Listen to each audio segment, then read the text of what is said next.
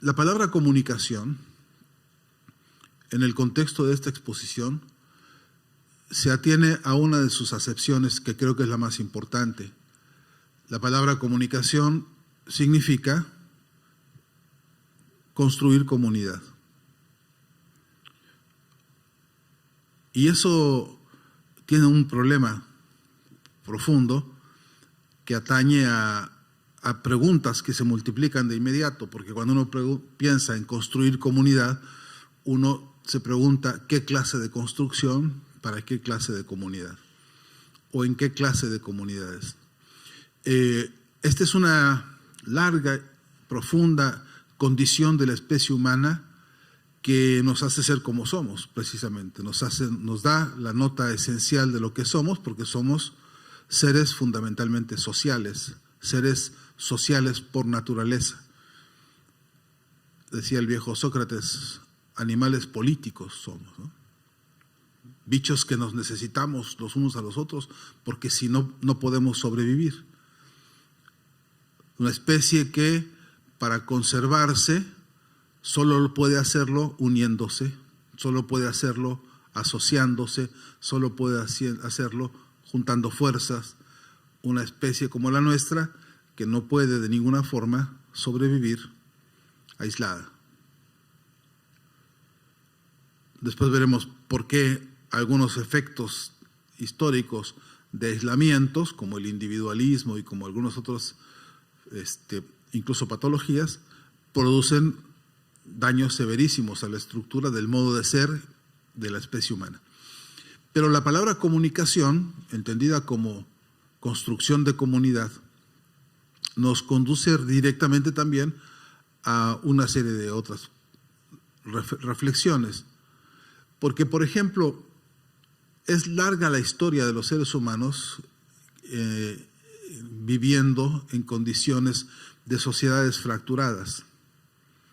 La histórica explicación de nuestra forma de vida histórica ha sido, entre otras cosas, que vivimos sometidos a un régimen de un grupo opresor, gobernando, dominando, sometiendo a un grupo oprimido.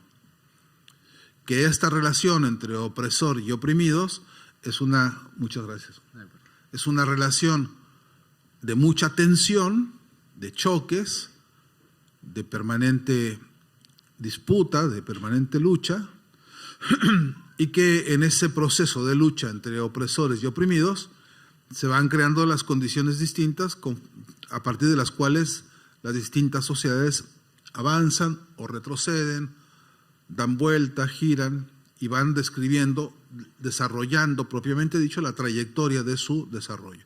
Una trayectoria que nunca es una línea recta, tersa, suave y permanentemente en avance, como pensarían algunos darwinistas, ¿no? Sino que más bien es una línea que, dicen algunos, es una línea errática, más como una espiral que a veces vuelve, da saltos para atrás, para adelante, y va describiendo las condiciones concretas de ese desarrollo, repito, no como quien sube una escalera con peldaños consecutivos y previsibles, sino como desafíos permanentes que se van resolviendo unas veces mejor y otras peor, según un conjunto complicado de características. Pero en el eje de esta reflexión está la necesidad de los grupos oprimidos u opresores de crear sus distintas comunidades. Y por lo tanto la palabra comunidad también necesita que sepamos y que advirtamos de qué clase de comunidad se trata. ¿De qué hablamos cuando hablamos de comunidad? ¿Estoy siendo claro? ¿Me hago entender?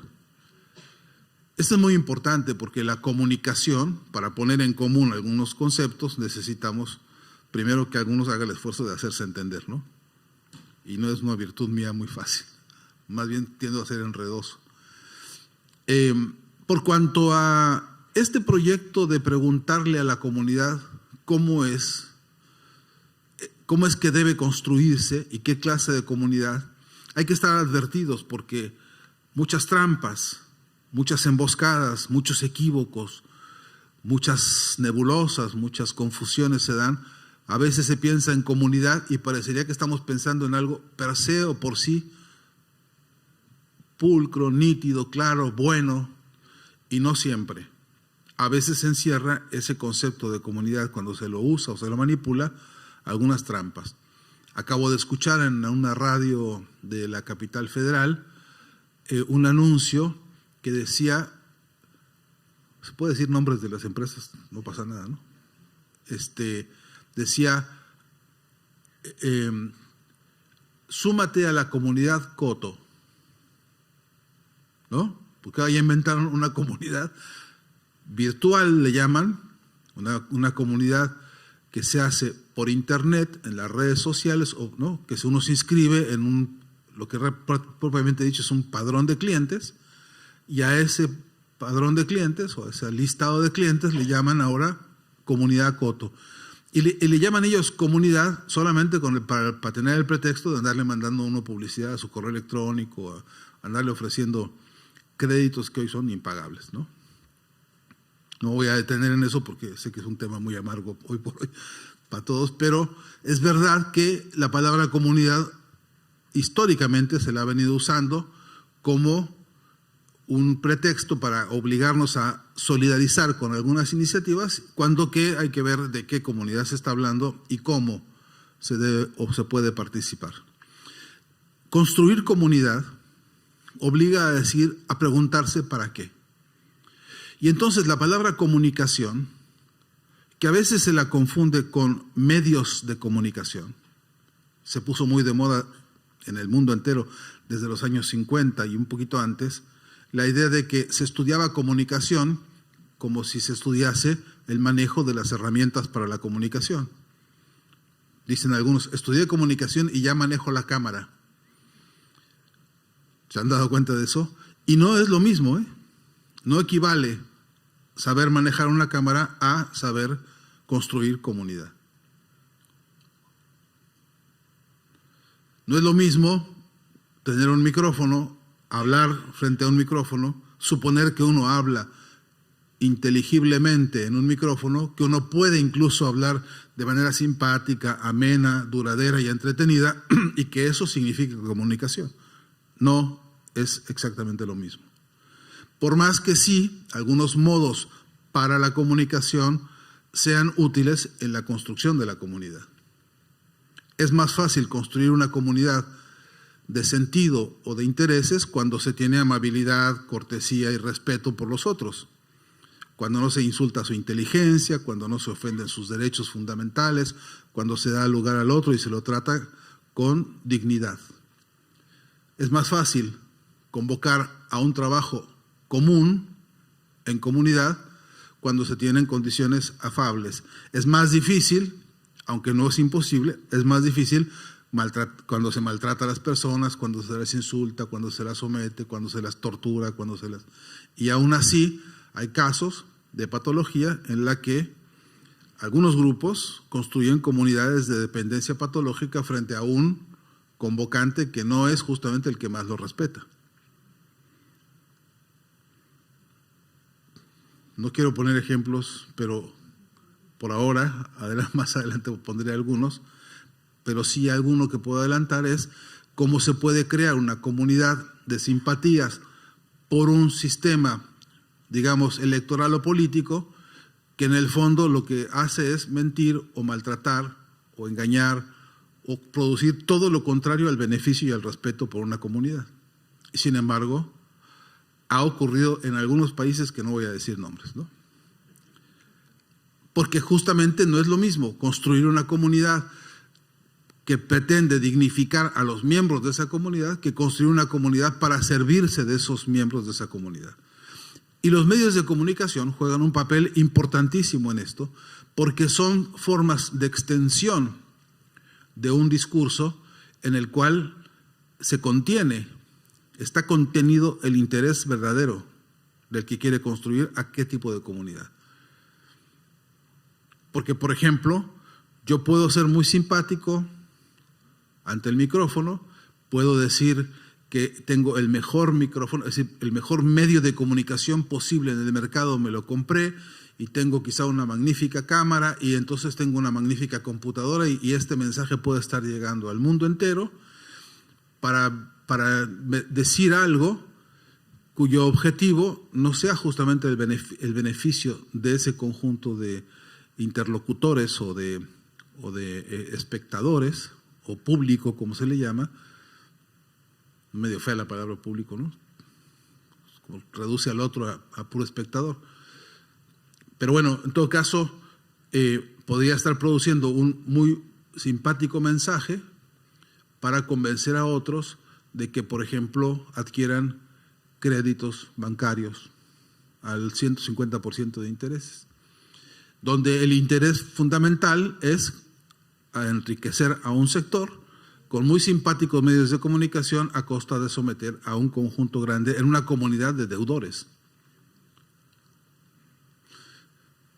En el caso hipotético de que yo esté siendo claro, en el supuesto de que yo esté siendo claro con lo que estoy diciendo ahora, quiero dejar sentado que cuando hablamos de comunicación comunitaria, alternativa, popular, estaríamos hablando de una comunicación en este contexto que piensa necesariamente en el beneficio, en la dignificación, en la seguridad económica, educativa, de salud, etcétera, de una población que en conjunto acuerda caminar en un sentido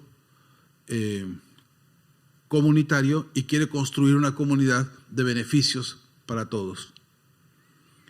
Y que esto que acabo de decir, este fenómeno de una comunidad que se ocupa, cuyo principal interés es la comunidad misma, es uno de los más raros casos que tenemos en la historia de la humanidad. No siempre ocurre, no siempre se da que cuando se habla de comunicación comunitaria estemos hablando de una comunicación en una comunidad que está pensando en primer lugar en el beneficio de la comunidad toda, no de un sector, de todos. Y eso quiere decir una cantidad larga de condiciones, no solamente de oportunidades para todos, sino de igualdad de condiciones para todos. La comunicación comunitaria necesita, porque es un debate profundo, porque es una exigencia de nuestro tiempo, mucha claridad en la definición de sus conceptos, porque se nos ha engañado, decía Simón Bolívar, ¿no? Querido viejo Bolívar, decía, por el engaño nos han derrotado más que por la fuerza. Fuerte, ¿no? Duro suena. Pero así de duro y de fuerte ayuda a sacudirse y pensar y decir, oye, veamos, con cuánta facilidad uno piensa, es necesario el desarrollo de medios de comunicación comunitarios. Sí. ¿Para qué comunidad? ¿Con qué medios y con qué intereses? Hay que preguntárselo, porque es un debate importantísimo de nuestro tiempo. Podríamos, de la mano de Simón Bolívar, decir nosotros, por el engaño nos han derrotado más que por la fuerza. Podríamos decir, por los medios de comunicación nos han derrotado más que por la fuerza, también. Porque los medios de comunicación, eso que entendemos como medios de comunicación, se volvieron hoy máquinas de mentiras, máquinas de engaño. Dicen algunos, máquinas de guerra ideológica, maquinaria para vendernos principalmente publicidad, principalmente, iba a decir política, pero la pobre palabra de política, ¿no?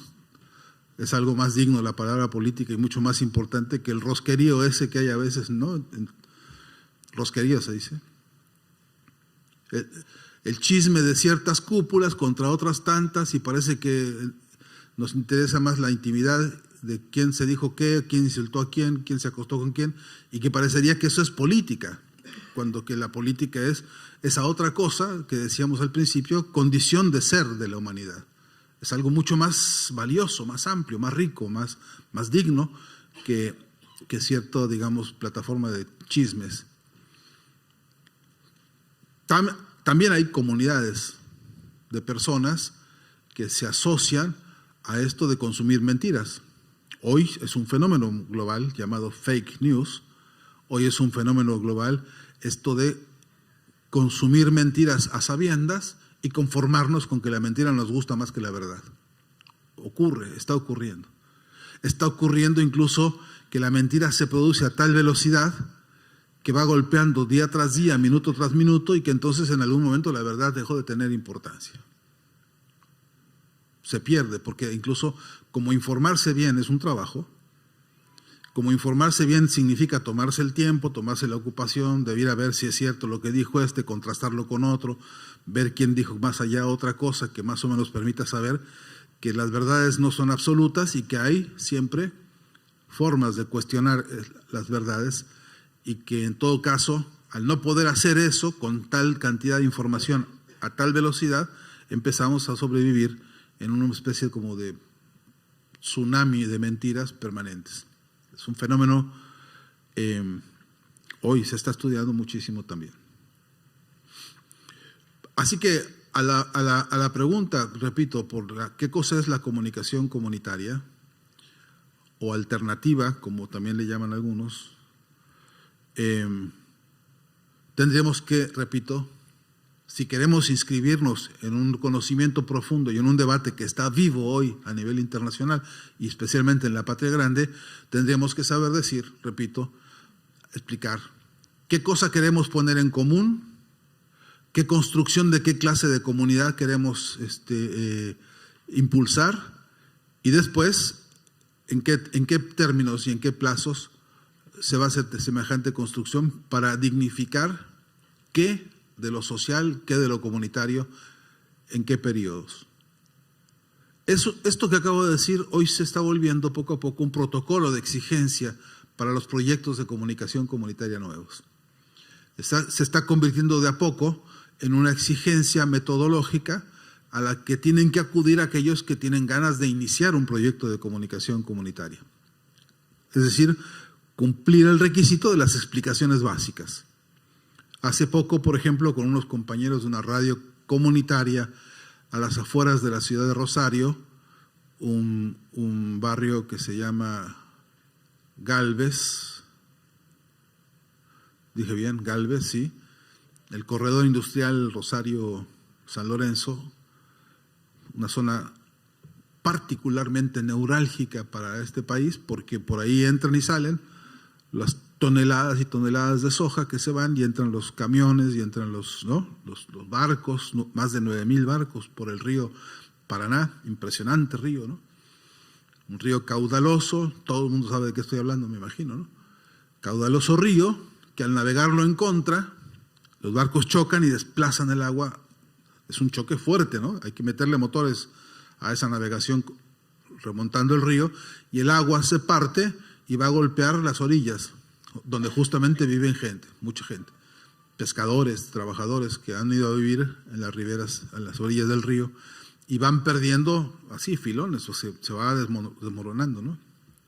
Han debido extraer arena del fondo del río para poder dar cabida a barcos con mayor calado cada vez más y penetrar ahí. Se dan, por ejemplo, fenómenos particulares en la zona, porque ahí se carga y se descarga la soja, ¿no? La soya, y se hace a cielo abierto, es decir, del barco, del tren, ¿cómo se llama? Que lo lleva hasta la orilla del río. Ahí se carga por unas mangueras, que no sé cómo se llaman, nunca supe el término técnico, y descargan sobre el barco a cielo abierto, y entonces este movimiento del grano, al caer, suelta una cascarilla, pasa con el trigo y pasa con la soja, que se deposita en el río. Y por supuesto esa cascarilla es un manjar para los peces del Paraná.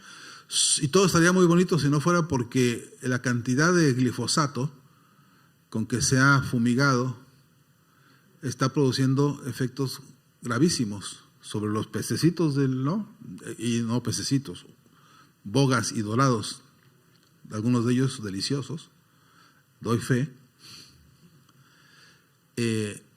y también perros, gatos y personas que viven en la zona están teniendo estragos severísimos de cáncer. Reportan compañeros, amigos de las veterinarias de la zona, la cantidad de fármacos que se han tenido que intensificar en la venta para cáncer de gatos y de perros en la zona. Sin mencionar, pues, a las personas, ¿no?, que viven en la... Ahí, en esa zona, se abrió este proyecto de radio comunitaria, una estrategia de comunicación comunitaria. Peguajó se llama, la radio, bueno, Puriajó, perdón, Puriajó. Y se lanzó el proyecto, fascinante proyecto, de vocación absolutamente desde las bases.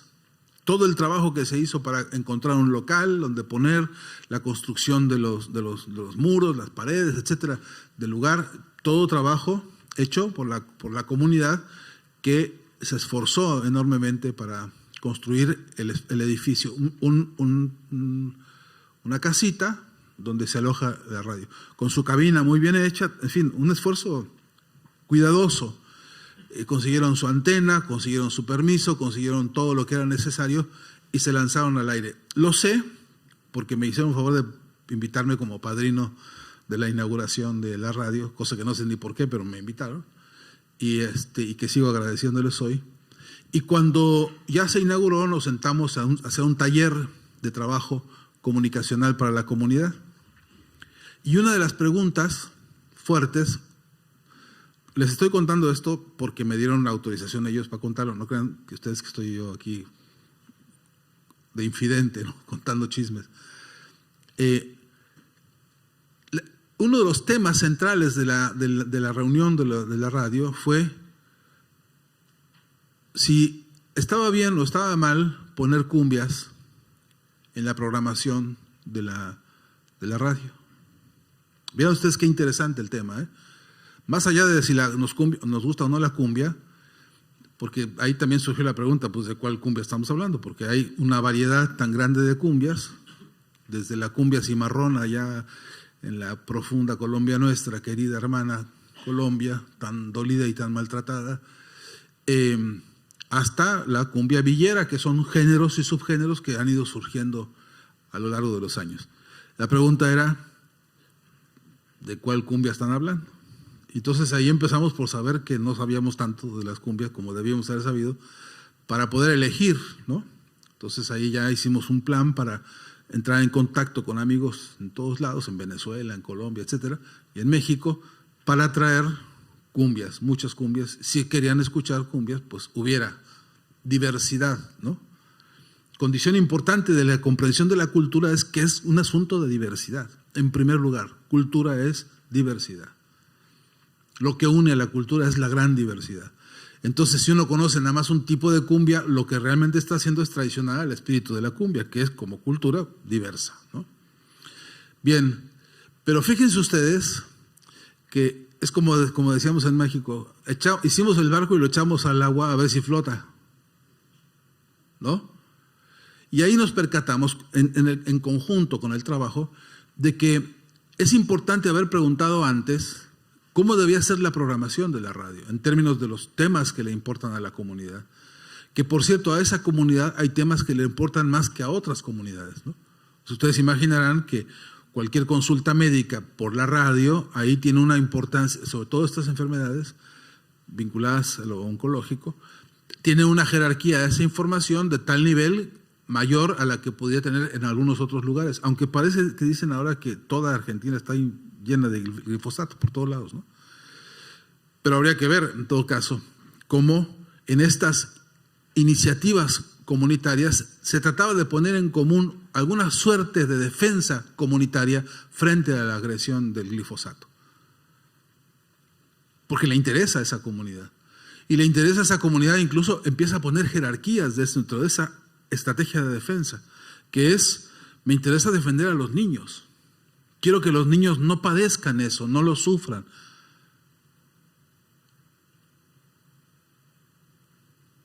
Esa comunidad está construyendo en común una búsqueda para una solución. Y necesita la comunicación. ¿Por qué?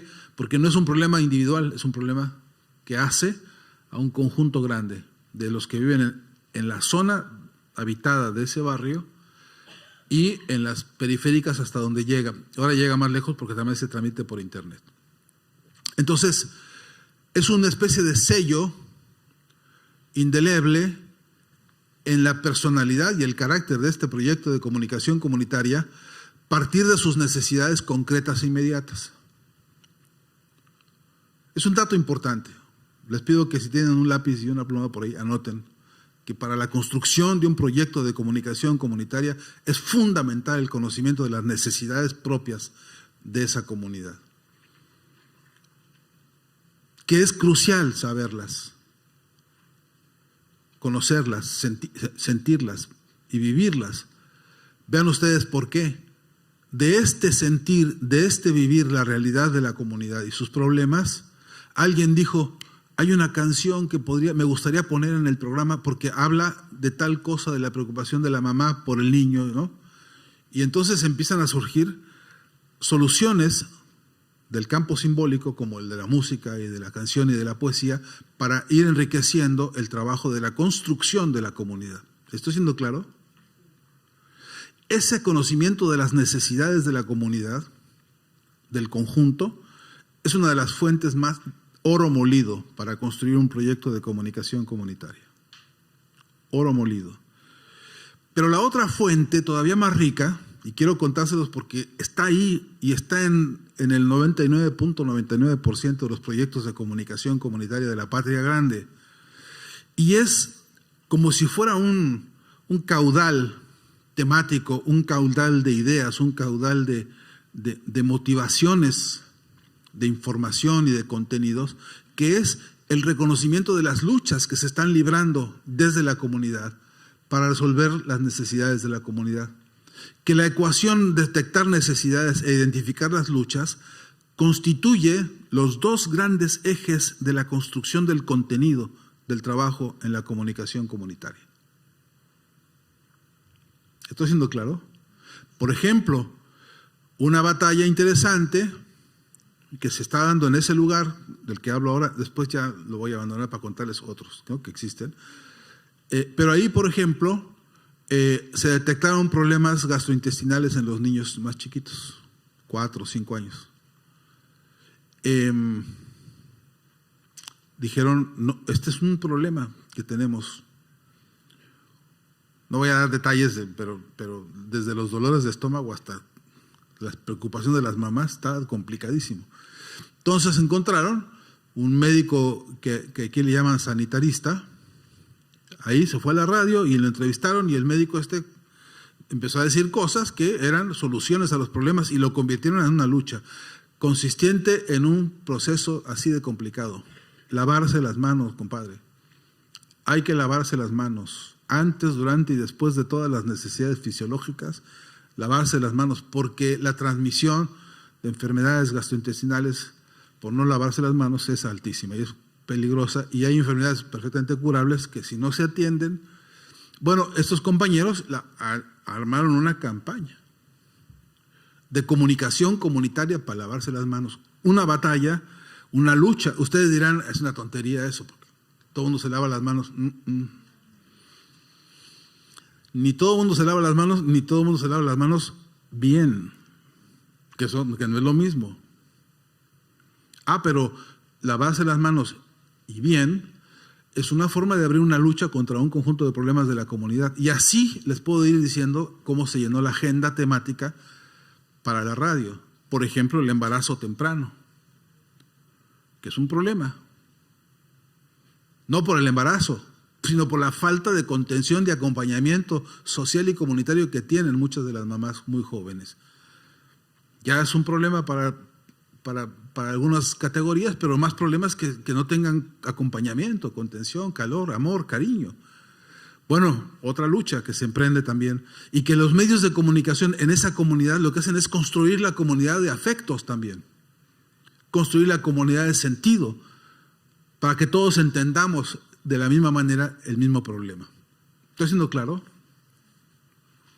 Ese es un ejemplo de por qué cuando uno quiere emprender la comprensión o la ejecución de un proyecto de comunicación comunitaria o alternativa, debe entrarle por estos rumbos, que son el reconocimiento de necesidades sociales y las luchas que están en marcha.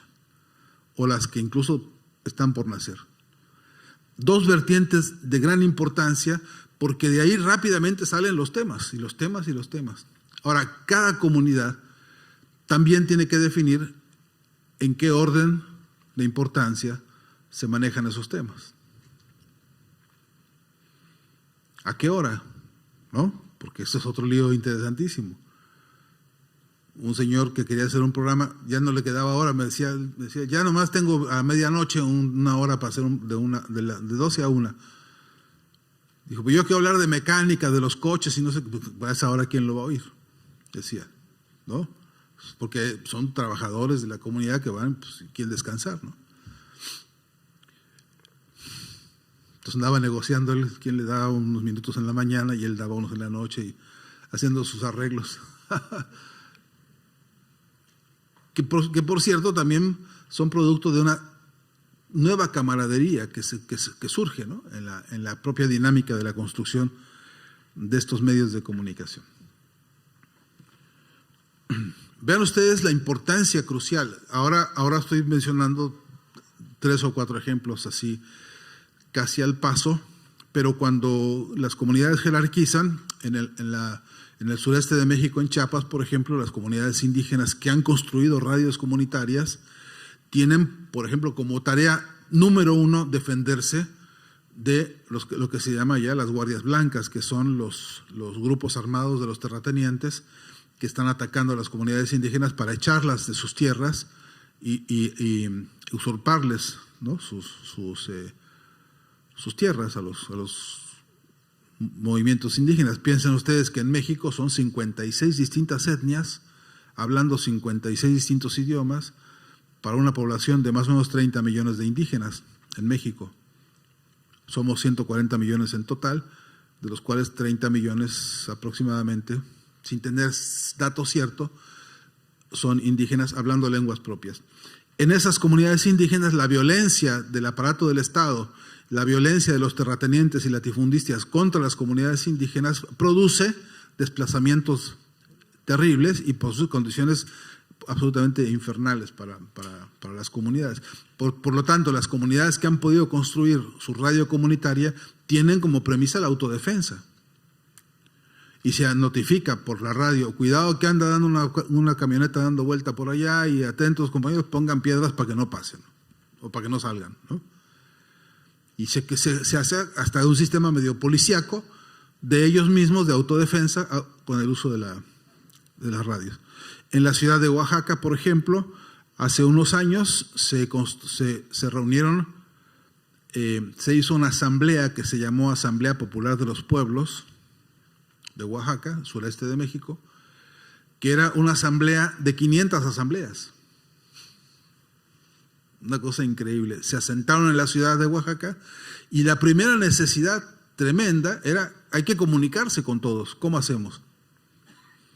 La decisión que tomó la asamblea que había tomado la ciudad de Oaxaca, se había asentado ahí como una protesta social, es histórica esta protesta en México. Lo primero que hicieron fue irse para la radio de la Universidad de Oaxaca y se la apropiaron. Un debate muy, muy lindo, hasta poético, porque ellos decían, no, nos la reapropiamos. Porque en realidad son radios que están concesionadas y pertenecen el espacio radioeléctrico le pertenece a la población. Es propiedad del pueblo, ¿no? Propiedad de la nación. Entonces dijeron, no, nos la reapropiamos. Y entonces, en ese instante en que entraron y tomaron los micrófonos, cambió toda la programación de la radio. Hay grabaciones hermosísimas de cuando se hizo este cambio. Minutos antes decían, escucharemos ahora de Juan Sebastián Bach, su obra, Dios, alegría de los hombres, por la Orquesta Sinfónica de Berlín, bajo la dirección de... Ustedes han oído eso, supongo, ¿no? Alguna vez. Y entonces, minutos después, era, para todos ustedes, la canción de La Malinche, ¿no? La maldición de la Malinche, y cambió la temática, y cambió la programación, y cambió el tono, y cambió todo, porque la comunidad trajo consigo el conocimiento de sus necesidades y el conocimiento de sus luchas, como como la programación obligatoria para este proyecto, ¿no? Para esta etapa, era la comunicación comunitaria rediseñada sobre la coyuntura histórica, ¿no? Trabajando. ¿Estoy siendo claro? Bueno, ya eso tuvo una dimensión enorme porque a esa a esa transmisión de la Radio Universidad de Oaxaca se sumaron otras muchas pequeñas radios comunitarias y de pronto era una especie de multimedio comunitario que fue una experiencia súper floreciente y que rápido le trajo al oído a cientos de miles de personas cosas que nunca escuchó, de música, de noticias, de voces, de denuncias, y entre otras tareas, digamos, prioritarias, estaba, como era una lucha fundamentalmente en defensa del magisterio, plantearon la lucha comunicacional y dijeron, es falso que los profesores no estén dando clase. No están dando clase en las escuelas porque están en huelga, pero en la casa de fulano están los muchachos tomando su clase. Y en la avenida tal que cortaron, ahí estaban sentaditos los niños, tenían ya su baño, su agua, sus refrescos, todo para, ¿no? Para estar cómodos con sus clases. No se suspendió la educación. Estaba la educación educando al pueblo también con las herramientas de lucha popular, ¿no? ¿Estoy siendo claro? Esas experiencias necesitaban herramientas de comunicación que pudieran ser eso, comunitarias y comprensibles. Mientras tanto, decían en una serie de televisión hace mucho tiempo, mientras tanto en Ciudad Gótica, ¿no? Mientras tanto ellos desarrollaban en la base misma del movimiento popular, esta experiencia de comunicación comunitaria, los aparatos mediáticos dominantes emprendieron una campaña en contra de ellos, ¿no? Entonces decían, ¿qué se les ocurre que se pueda decir de los profesores? Se ha dicho cualquier cosa en todo el mundo, las mismas sandeces se repiten. Y decían que esos eran unos que querían romper el sistema y que eran unos esto y unos lo otro. Un ataque feroz, construyendo opinión pública, otra comunidad de sentido en contra de esta comunidad de sentido que estaban haciendo desde las bases. Es decir, el discurso del opresor contra el discurso del oprimido en una lucha comunicacional. La experiencia ha sido, eso que digo ahora ahí, podríamos repetirla en todo el continente, ¿eh? Podría decirles a esta hora, cuando ya se me está acabando el tiempo, en la Honduras nuestra, compañeros, hermanos queridos, en la Honduras nuestra, a esta hora, la experiencia de comunicación desde la base que ese pueblo está desarrollando, con radios, con megáfonos, con cartas, con correos, con gestos, con danzas y con cantos y como se puede, construyendo el mensaje de hay que resistir Honduras contra la antidemocracia del presidente actual, contra la agresión norteamericana, contra las empresas transnacionales que llevan décadas y más décadas robándole a Honduras el producto de la riqueza de sus tierras. Son tierras absolutamente fértiles. Se te llega a caer una naranja cuando estás ahí y ahí te sale un árbol en media hora. Es una cosa impresionante de la fertilidad de esos lugares. A esta hora, compañeros queridos, en Belice, hermanos nuestros de la patria grande, acuérdense dónde está Belice y vean ustedes la dificultad, porque Belice es parte de ese conjunto de los 21 países del Caribe donde pasaron todos los imperios, todos. Ahí ahora se sigue hablando ahí inglés y francés como si fuera, como hablamos español nosotros, ¿no? O castellano, como lenguas de la colonia, de la colonización, ¿no? Ahí el proyecto descolonizador, el proyecto de la construcción de la nueva identidad de esos pueblos en el Caribe es una de las tareas importantísimas de la comunicación comunitaria. Y están tratando de plantear, por ejemplo, el que se visibilice a los verdaderos pueblos originarios de esas zonas, incluyendo, si ahora se acepta como originarios, a los pueblos esclavizados que fueron traídos a esa zona, ¿no? En el mundo, compañeros, en el mundo hay, dicen algunos especialistas, más o menos 6,000 medios de comunicación que son los medios dominantes. Más o menos son 6,000 entre grandes empresas de cine, entre grandes empresas editoriales, periódicos, radios, etcétera. Son las más poderosas del mundo, son aproximadamente 6,000. Todas están en manos de 6 personas. Todas controladas por 6 grandes monopolios transnacionales que son los que determinan lo que vemos, lo que consumimos en términos de medios de comunicación, como los llaman ellos, y los que determinan también que seamos como ellos quieren que seamos y no seamos como nosotros quisiéramos o pudiéramos ser si fuésemos personas libres de elegir la cultura que queremos, la que nos es, porque es nuestro derecho ser y recibir una cultura, pero también es nuestro derecho transformarla para hacer una cultura nueva, más dignificante, más amplia, ¿no? En ese sentido, la gran disputa transnacional se va convirtiendo poco a poco, no solamente en monopolios más amenazantes, porque ellos dominan la ubicuidad y la velocidad. Si a esta hora se le ocurriera a Donald Trump decir cualquiera de las sandeces que dice todos los días, en los próximos 3 minutos estará recorriendo el mundo la noticia y lo sabremos en la Patagonia casi en simultáneo como está ocurriendo en la Casa Blanca. Porque estos medios tienen un control aeroespacial, territorial y submarino de tal envergadura y de tal complejidad que por eso controlan la velocidad y la ubicuidad. Pero también manejan ahora la masividad de los datos, lo que hoy se llama el Big Data, que es la cantidad infernal de información que transita, por ejemplo, en las redes sociales. Cada vez que uno le dice un like en el Facebook, cada vez que uno entra a una página, cada vez que uno mira una foto, cada vez que uno hace lo que haga a través de las computadoras o de los sistemas de llamadas redes sociales, toda esa información entra en un gran compendio que la clasifica, que la define.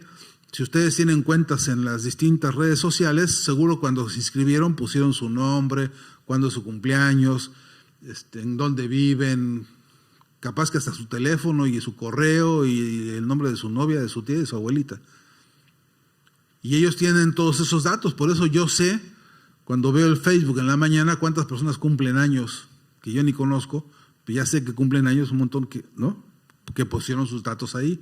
Y es muy probable que a esas personas, de una manera u otra, alguna información se esté manipulando para saber el registro de la edad, los hábitos, las costumbres de esas personas, cómo se comportan, qué quieren, qué piensan, qué sienten, qué les duele, qué les gusta. Basta con que yo le diga a 10 fotos en el Facebook, me gusta, me gusta, me gusta, para que alguien empiece a conocer cómo soy. O saque un perfil, ¿no? Pero cuando esa información cae en manos de algunas de las empresas que fabrican candidatos a presidente, y entonces ellos saben más o menos que yo soy una persona trabajador, que tengo estas necesidades o estos problemas, entonces ellos tienen un discurso preparado que se va diversificando para distintos, lo que ellos llaman targets, objetivos, a los que disparan, apuntan y le venden la información del candidato. ¿Les parece que esto es una película de ciencia ficción? Pues desayúnense con que no. Decía mi amigo Walter Martínez, dice, está en pleno desarrollo el asunto. De tal manera es tan complejo el panorama internacional a propósito de la dominación mediática, que a veces uno cuando cuenta esto, como que se acaba paralizado, ¿no? Pues, ¿cuándo vamos a poder derrotar eso nosotros? ¿Cómo vamos a dar esa batalla? ¿Cómo vamos a poder algún día transformar eso? Y sin embargo, se puede. Y sin embargo, se mueve. Y sin embargo, está pasando. Para concluir, voy a dar un ejemplo sinóptico y concreto de cómo se pudo y cómo se está pudiendo. Es el caso de lo que está pasando en México ahora.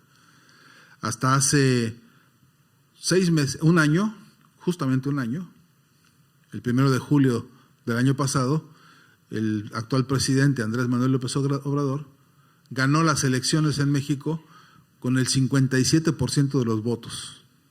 Nunca pasó en México eso. Nunca hubo tantos votos para un candidato, es una novedad. Ganó la presidencia además. Eso quiere decir, para un país con 140 millones de habitantes, los que fueron a votar, en México no es obligatorio votar, los que fueron a votar por López Obrador fueron por lo menos 30 millones de personas. Eso le da una legitimidad política enorme, porque además, junto con ganar la presidencia, ganó un montón de diputados que le dan mayoría en la Cámara de Diputados, ganó gobernadores, en fin, ha sido un mensaje político enorme del pueblo de México, rompiendo con lo anterior y avalando a López Obrador. Un hombre que venía militando desde hace más de 18 años en la batalla para la presidencia y que le habían hecho varias veces fraudes electorales, ¿no?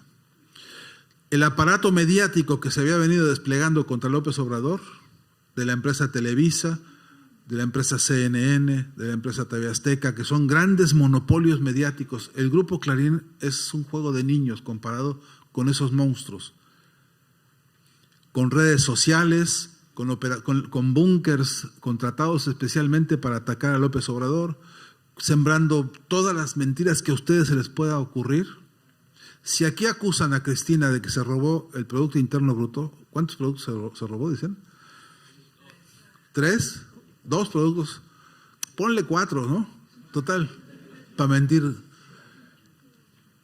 Bueno, se queda corto, pues, lo que le han dicho a López Obrador, de verdad que con una desmesura, porque no se les olvide a ustedes que tenemos como vecino, no, nada menos que un muchacho que,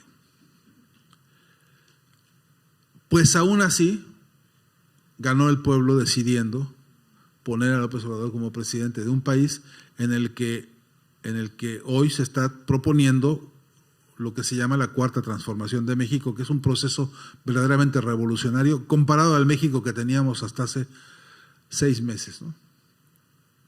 Y se pudo, entre otras muchas cosas, porque se preparó un pueblo entero sin que nadie lo convenciera, sin que hubiera una campaña. Hubo una decisión de conciencia desde la base de negarle el paso al neoliberalismo y de cambiar las condiciones concretas del país, con un proyecto de comunicación comunitaria que surgió de las entrañas de esa lucha histórica, con el emblema de Zapata, con el emblema de Pancho Villa, con el emblema de la Revolución Mexicana, actualizada porque no terminó la revolución, está construyéndose todavía. Todavía están pendientes las banderas importantes del proceso revolucionario de México, están todavía por cumplirse, no tiene por qué darse por terminada. Pero lo que hay es una comunidad de intereses hoy por un proyecto de dignificación social y de transformación social que demuestra que se puede y se pudo. Pero hizo falta una fortaleza de unidad de la comunidad, de multiplicación y de votación abrumadora. El viejo partido PRI de México, que fue durante muchos años el gran controlador de todos los procesos políticos y electorales, quedó hecho añicos. Hoy no organizan ni una piñata. No pueden con su alma, ni el PAN, ni el PRI, ni ninguna otra fuerza política, porque se produjo una gran rebelión electoral en México muy importante. Y creo que eso demuestra que la vocación de la construcción de comunidad está viva en los pueblos. Que es falso que terminó el ciclo y que ya no va a haber más chance de nada. Eso es una mentira. Está vivo y abierto. Tenemos en el continente por lo menos 20 procesos populares en marcha. El de Brasil, el de Argentina, el de Bolivia, el de Venezuela. Es un continente que está movilizado. Nos está faltando trabajo de organización de la unidad para poder vivir en la próxima etapa, o sea, ojalá muy pronto, una experiencia de construcción de comunidad que también con las herramientas de comunicación produzca un gran cambio cultural en la patria grande. Y se necesita para eso recuperar fuerzas, recuperar el ánimo, tener clara la moral en alta. No se puede ir a la batalla con la moral perdida. En lo que más dinero gasta el capitalismo es en deprimirnos, en convencernos de la antipolítica, en convencernos de que somos inútiles, de que no se puede, de que no hay nada que hacer, que ya todo está perdido. Vean ustedes Netflix, todo lo que ahí se dice es antipolítica de cabo a rabo. Todos para convencernos de que la política es pura corrupción, pura tranza, puro ratero, puro indecente, que hay que alejarse de la política y no meterse. Cuando es una condición de lo humano, cuando lo que hay que hacer es dignificar a la política, como se debe, ¿no? Con los principios, con la lealtad, con los valores y con el interés máximo de que la comunidad no tenga mayor jerarquía y mayor cosa en su cabeza que la comunidad misma, de todos, ¿no? Los medios de comunicación comunitarias, ahí tienen grandes, importantes tareas que cumplir. Lo mejor está por venir. Muchas gracias.